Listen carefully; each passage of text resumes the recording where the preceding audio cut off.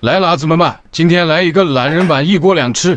这块五花肉我留了好几天了，一直没想好怎么吃。今天刚好跟这些菜又一锅烩了。五花肉洗干净以后，用清水先给它泡个15分钟，把血水泡出来。有干香菇的最好泡点干香菇，萝卜配上干香菇，那汤是一绝。这是我家最爱喝的汤之一。白萝卜一根先削皮，带皮出来的味道不是太好。该说不说啊，这是我买过非常满意的一个大皮汤，削起皮来就跟使了开塞露似的嘛，嘎嘎顺畅。说到这，我突然想插一句啊，用了开塞露你千万别吃萝卜，别问我为什么。萝卜跟泡好的五花肉一块下锅，倒上足够多的清水，至少要没过食材啊。来点小葱、姜片，开火开始煮。煮开以后把这浮沫撇出去，这一步一定要做，因为这个汤最后还得留着喝呢。完了倒上干香菇，扣盖小火先炖个30分钟。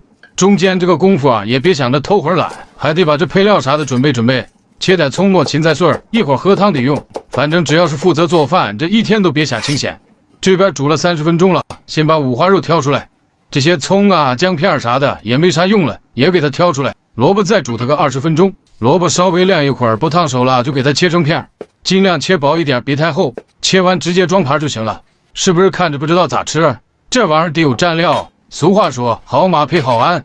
哎我去，你跑啥？好马配好鞍，好船配好帆。好男会做饭嘛，好肉配大蒜，蛋鸭成刺，再来上点香菜，香菜切的细一点，这样更容易释放它的味道。